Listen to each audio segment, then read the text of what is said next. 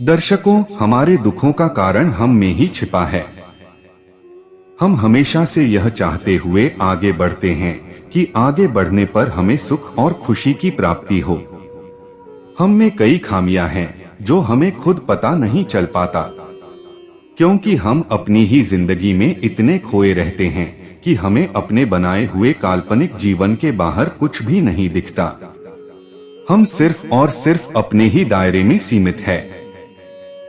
हमारी हमेशा से आदत रही है कि हम अपनी और किसी दूसरे की भला बुरा ढूंढें और हमारी और किसी अन्य के बीच तुलना करें।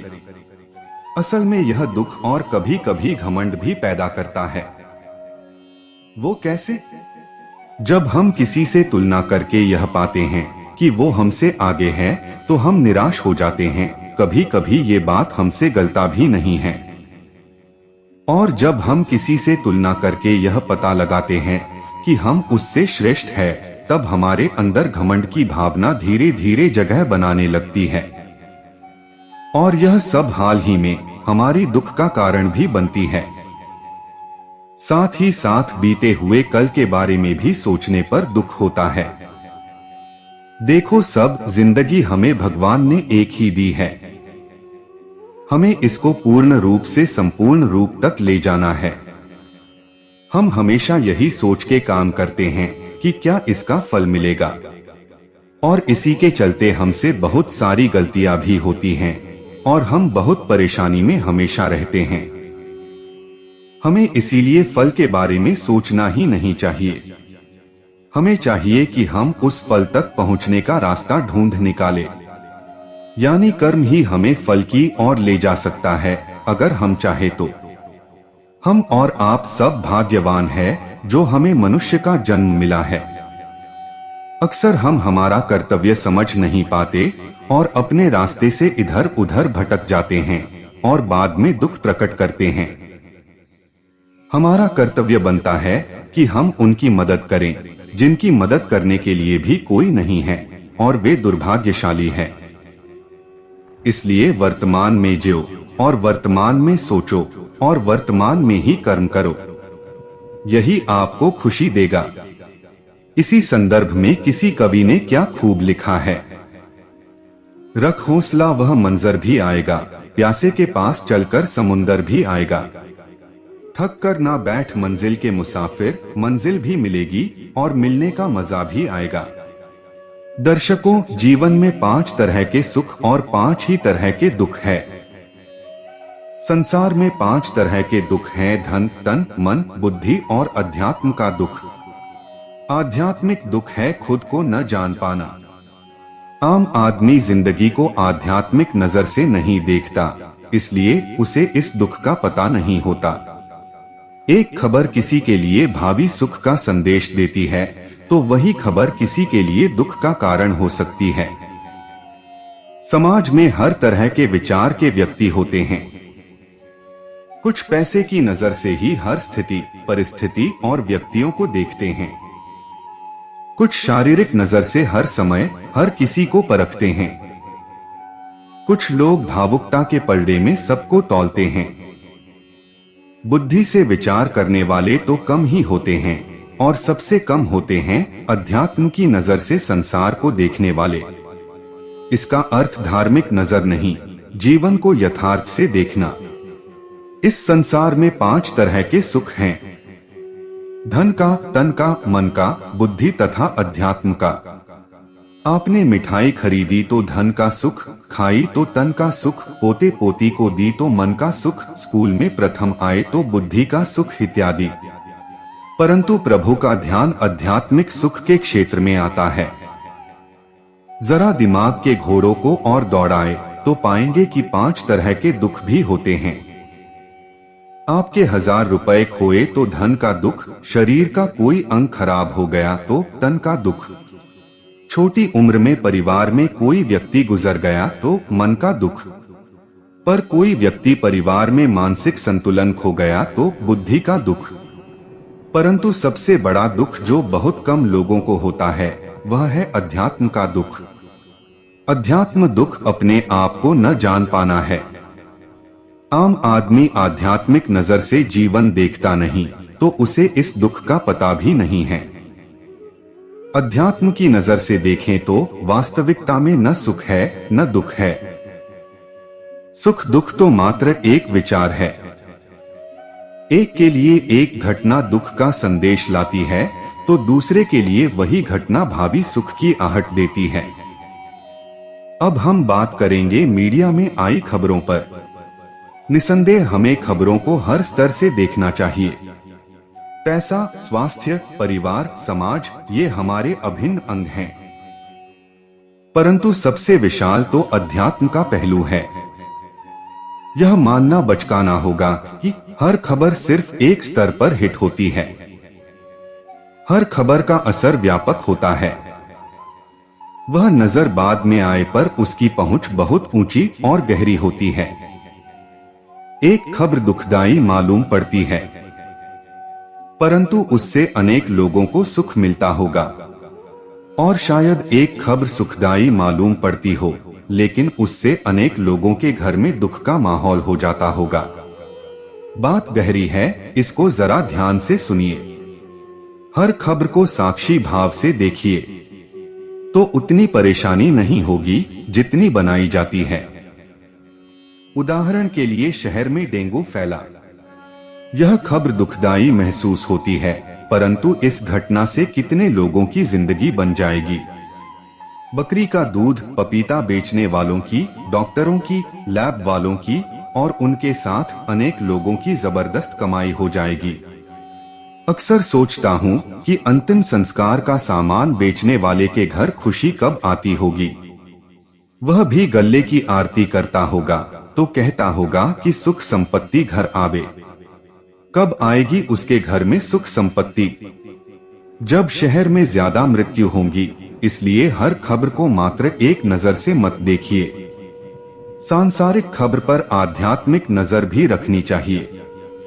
एक बार आपने साक्षी भाव से संसार की हर खबर को देखना शुरू कर दिया, तो भयंकर से भयंकर दुख में भी आप डोलेंगे नहीं। दर्शकों, इंसान के जीवन में दुख क्यों आता है? उसकी अपनी इच्छाओं के कारण। इंसान जब पैदा होता है, तब बच्चा होता है, तो उसे इतनी सारी चीजों की जरूरत नहीं होती। जैसे जैसे बड़ा होता जाता है, उसकी इच्छाएं बढ़ती चली जाती हैं। जब आप छोटे होते हो तो नए नए खिलौने आपको मिलते हैं, या दुकानों में आप जाते हो, मॉल वगैरह में, तो उन खिलौनों को देख करके खरीदने का मन होता, क्योंकि आपकी उस उम्र की जरूरत वही होती है। फिर जब आप बड़े होते हो तो साइकिल, स्कूटर। बच्चा लड़का है तो उसकी अलग इच्छाएं होती है, लड़की है तो उसकी अलग इच्छाएं होती हैं। और इंसान अपनी इच्छाओं की वजह से दुखी रहता है। जितनी आपकी कम इच्छाएं होंगी, उतना आप संतुष्ट होंगे और खुश होंगे। हम लोगों में पुराने समय में कहावत है, जितनी आपकी चादर हो उतने पांव पसारे। अगर आप जीते हो तो आप कभी दुखी नहीं होंगे। एक संतुष्ट आत्मा, एक संतुष्ट व्यक्ति हमेशा खुश रह सकता है। कुछ लोगों के पास सब कुछ होता है, फिर भी वह दुखी रहते हैं। किसी के पास आप देखिए कि एक जोड़ी कपड़ा है, एक जोड़ी चप्पल है, फिर भी वह संतुष्ट है, खुश है। और यही दुख की वजह है। इंसान की एक इच्छाएं इंसान को सुखी नहीं रहने देती, बल्कि दुखी कर देती हैं। आपके पास जितना होगा, आप अगर उसमें संतुष्ट रहना जानते हैं तो अच्छी बात है। मैं यह नहीं कहता हूं कि आप हमेशा संतुष्ट रहे, कोई अपेक्षा ही ना करें। इच्छा भी करें, लेकिन आप ऐसी इच्छा ना करने लगे कि आपको तारे तोड़कर लाने हैं। और अगर आप इच्छा रखते हैं तो मेहनत करें, इतनी मेहनत करें कि आप अपनी इच्छा को पूरा कर ले। लेकिन अब यह सोचिए कि जब आप इतनी मेहनत करके जब वह चीज आप लाओगे तो आपको खुशी भी जरूर होगी, लेकिन आप जो यह समय इतनी मेहनत करने में आपका चला गया, जो आपने अपना कीमती वक्त उस चीज को पाने में लगा दिया, और वह सारा समय जो आपको खुशी के साथ जीना चाहिए था, आप एक संघर्ष भरी जिंदगी जीते हुए चले गए। आप अगर थोड़ी चीज को पाया और खुश हुए, फिर मेहनत करी, फिर थोड़ी चीज को पाया, खुश होकर के अगर आप जिंदगी जीते हैं, उस चीज के पीछे भागे नहीं। मेहनत जरूर कीजिए, क्योंकि बिना मेहनत के कुछ भी नहीं मिलता, और हम लोगों का जीवन ही ऐसा है कि कर्म प्रधान। हम अगर कर्म नहीं करेंगे तो हम जी नहीं सकते, तो कर्म करना हमें नहीं छोड़ना चाहिए। लेकिन हद से ज्यादा अगर हम चीजों की अगर अपेक्षा रखते हैं तो हम दुखी रहेंगे। दर्शकों, यही जानना ही हमारे वेद पुराणों का मकसद रहा है। बड़ा गंभीर और गहराई वाली बात है, पर जितनी आसानी से सुलझा सकते हैं हम इस पर बताने की बस छोटी कोशिश भर कर सकते हैं। देखा जाए तो इस परे ब्रह्मांड में दुख नाम की चीज भगवान ने बनाई ही नहीं है। सब जो है आनंदमय है, तो दुख का अस्तित्व ही नहीं होना चाहिए, क्योंकि जो चीज बनाई ही न गई हो तो उसका अस्तित्व कैसे होगा। पर फिर भी इस मर्त्य दुनिया में दुख का अस्तित्व है, और वो भी इतना उतना नहीं तो बहुत ज्यादा है। या यूं कहे कि आज के चलित युग में सुख तो खाकस जितना लगता है, और दुख तो पर्वतों से भी बड़ा और बोझिल होने वाली चीज बन गई है। अब दुख क्यों है? ये जो बदलती दुनिया है उसे पुराणों में मर्त्य दुनिया नाम दिया है। अर्थात मरने वाली दुनिया, मतलब वो दुनिया जो हर पल बदल जाती है। पुराना सब छुट के नए के पीछे दौड़ने वाली। तो यही वो चीज है जो इंसान को हमेशा सिर्फ नए के पीछे दौड़ना सिखाती भी है और उकसाती भी है। और मन नाम को जो भाव भगवान ने इंसान के अंदर भरा है, वह भाव बहुत ही चंचल है। ये खुद कभी किसी भी चीज पर कुछ काल से ज्यादा टिकता नहीं है, और मर्त्य दुनिया भी हर वक्त नया करती रहती है।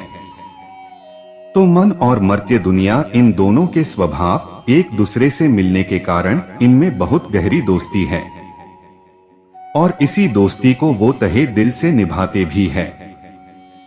तो इनकी ये दोस्ती हमें जो देती है उसे सुख कहते हैं, क्योंकि मर्त्य दुनिया चलो कुछ नया करते हैं या कुछ नया पाते हैं कहता है, और चंचल मन तो वही चाहता है। और हमें कुछ नया मिलता है तो उसमें सुख की भावना आ जाती है।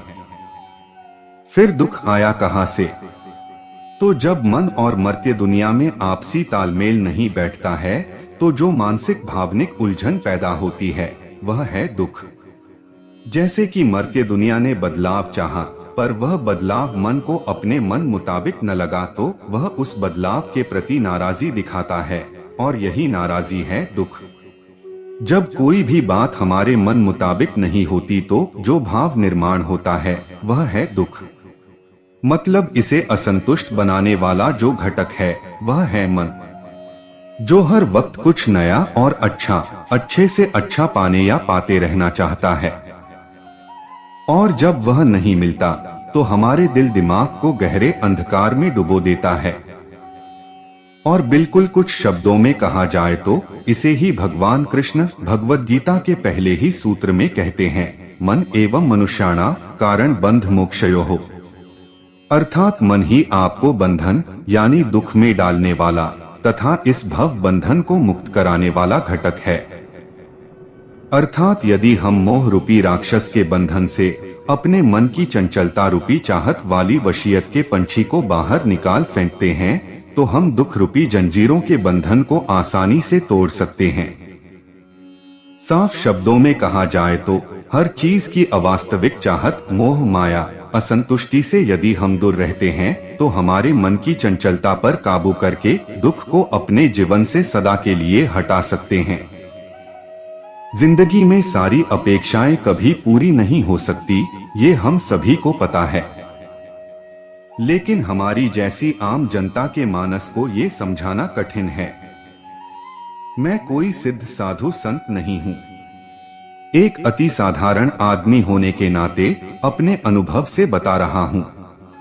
मैं हमेशा किसी गतिविधि से कुछ ना कुछ अपेक्षाएं रखता हूँ, फिर वास्तविकता और अपेक्षा के अंतर से दुखी भी होता हूँ, लेकिन ये कार्यक्रम पुनः दोहराता भी जाता हूँ। इससे निपटने का एक तरीका ऐसी मनोस्थिति रखकर हो सकता है कि किसी से कुछ भी अपेक्षा ऐसी रखो या ऐसे कोई चीज मांगो जैसे वह तुम्हारे बाप की ही हो। मिली तो ठीक, और अगर नहीं भी मिले तो कौन सा तुम्हारे बाप की थी। कुछ ज्यादा प्रबुद्ध लोग गीता का वो श्लोक कर्मण्येवाधिकारस्ते मा फलेषु कदाचन भी फॉलो कर सकते हैं, लेकिन हमारे जैसी आम जनता अपने अनुभवों से ही सीखती है। बूढ़े होने पर नाती पोतों को ये सिखाएंगे कि व्यर्थ की अपेक्षाएं नहीं रखनी चाहिए, लेकिन फिर वो पीढ़ी भी तो अपने अनुभवों से ही सीखेगी। इंसान हर किसी घटना का कारण बाहर ही तलाशता है संसार में, तो अब अपने दुख का कारण भी तुम संसार को ही मान लेते हो। पर यहाँ बात कुछ और है। तुम्हारे दुख तुम्हें संसार ने नहीं दिए, आकस्मिक संयोग नहीं थे। जीवन में जितने भी कष्टप्रद मौके आए, वो सब कुछ तुम्हारे तुम होने का अंजाम थे। शास्त्र भी जिन 3 प्रकार के तापों का उल्लेख करते हैं, वो तीनों दिखते भले बाहरी हों, पर तीनों में ही तपने वाला कोई मौजूद है। वो तपने वाला तुम्हारा स्वरूप है। तुम ही हो जो जल रहे हो। वही वो पीड़ा है जो दिन रात तुम्हारे कलेजे में चुभ रही है। तुम्हारी आग परिस्थिति जन्य नहीं है। जिसने ये सूत्र समझ लिया उसको वो मिल जाएगा जो मनुष्य की सदा से अभिलाषा रही है, पर कभी उसे प्राप्त होती नहीं। दुख की समझ और दुख से मुक्ति। दुख कोई बाहरी होता नहीं, ताप कोई बाहरी होता नहीं, स्वरूप ही दुख है। तुम स्वयं अपना दुख हो, दुनिया को दोष देना छोड़ो।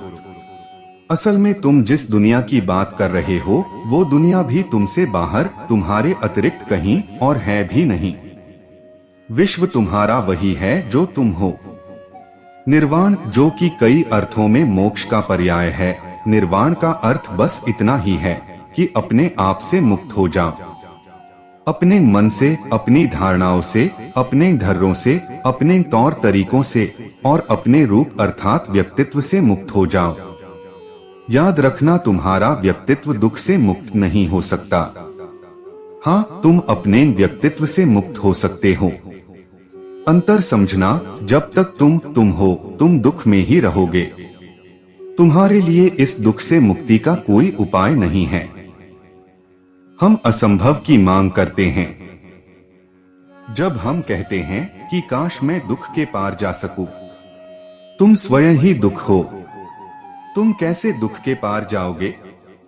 तुम असंभव की मांग कर रहे हो। दुख से मुक्ति जिसने मांगी उसे सिर्फ और दुख ही मिला है। जिसने स्वयं से मुक्ति मांगी उसे मुक्ति मिली है दुख से। ये जो स्वरूप है यह कुछ भी नहीं है, ये सुख की आकांक्षा और दुख की आशंका है। जब मन धारणाओं से साफ हो जाता है तब मन में उस अव्यक्त के लिए जगह बचती है, जिसको 1000 नाम दिए गए हैं, जिनमें से एक नाम परमात्मा भी है। फर्क क्या पड़ता है कि तुम्हारे मिट जाने के बाद क्या बचेगा? तुम तो बस इतना देखो कि तुम तो घोर पीड़ा में हो। तुम स्वीकार करो या न करो, तुम प्रतिपल जल रहे हो। और जलते हुए व्यक्ति को ये पूछने का हक नहीं होता कि आग बुझ जाने के बाद मेरा क्या होगा। तुम तो बस अपनी आग को बुझने दो। तुम्हारे लिए इतना ही काफी है कि अभी जिस अग्नि में जल रहे हो वो शमित हो जाए। यही जीवन आनंदपूर्ण हो सकता था। इसी जीवन में मुक्ति की उड़ान मिल सकती थी। इसी जीवन में तुम प्रेम को पा सकते थे, पर पाए हैं तुमने सिर्फ रीति रिवाज, बंधन, आकर्षण और तमाम तरह के आडंबर और धारणाएं। देखो जीवन कैसा व्यर्थ गया, और इतना देखना ही काफी है।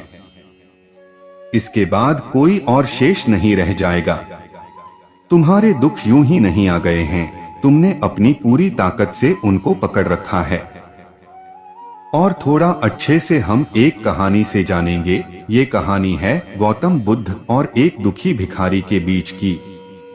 एक बार महात्मा बुद्ध एक गांव में अपने शिष्यों सहित घने पेड़ की छांव के नीचे बैठे थे। आसपास के गांवों से बहुत से लोग अपनी मानसिक समस्याएं लेकर महात्मा बुद्ध के पास आ रहे थे। महात्मा बुद्ध उन सब की मानसिक परेशानियों का समाधान देते। सब लोग खुशी खुशी अपनी समस्याओं का समाधान पाकर वहां से लौट रहे थे। वहीं से कुछ दूर बैठा लोगों को बुद्ध के पास जाते देखकर एक दुखी भिखारी अपने भाग्य को कोसता हुआ यही सोचने लगा कि अभी कुछ देर पहले तो ये लोग दुखी मन से मुंह लटकाए उन महात्मा के पास गए थे, और अब इतना खुश होकर कैसे वापस लौट रहे हैं। आखिर माजरा क्या है, जरा मैं भी जाकर देखूं कि वो महात्मा ऐसा कौन सा खजाना बांट रहा है इन लोगों को। वे इतने प्रसन्न हुए कि उनके चेहरे लाल हो गए। जब वो दुख भिखारी कुछ नजदीक गया तो उसने देखा कि ये महात्मा तो लोगों को प्रवचन देकर लोगों के दुख का निवारण कर रहे हैं। यह देखकर भिखारी के मन में भी तीव्र इच्छा हुई कि क्यों न मैं भी इन महात्मा को अपना दुख बताऊं, मुझे भी अपने दुख का समाधान अवश्य मिलेगा। बस फिर क्या था, समाधान पाने की लालसा लिए भिखारी महात्मा बुद्ध के सामने पहुंचा और हाथ जोड़कर प्रणाम करते हुए बोला, हे महात्मा बुद्ध, मैं भी लोगों की मदद करना चाहता हूँ। मुझे लोगों की मदद करने की बहुत इच्छा है, लेकिन मैं कैसे मदद कर सकता हूँ? मैं बहुत गरीब हूँ, मेरे पास न तो पैसे हैं और न ही कोई ऐसी चीज जिससे मैं किसी की मदद कर सकूं। मैं कोशिश करने पर भी किसी की मदद नहीं कर सकता। मुझे भगवान ने इतना गरीब क्यों बनाया?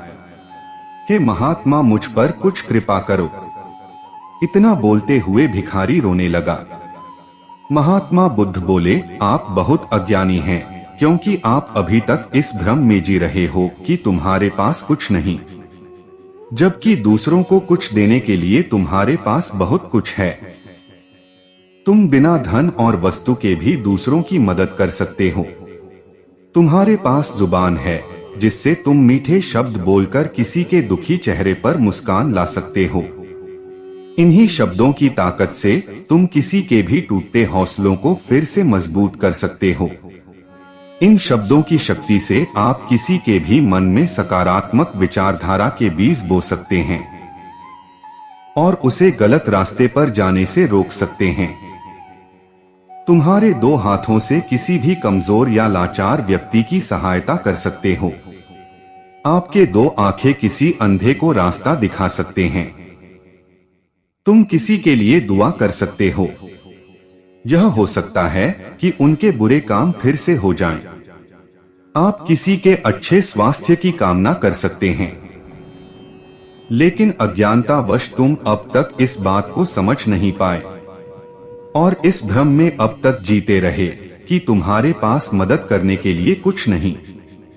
किसी की मदद करने के लिए धन और वस्तु का होना अनिवार्य नहीं है।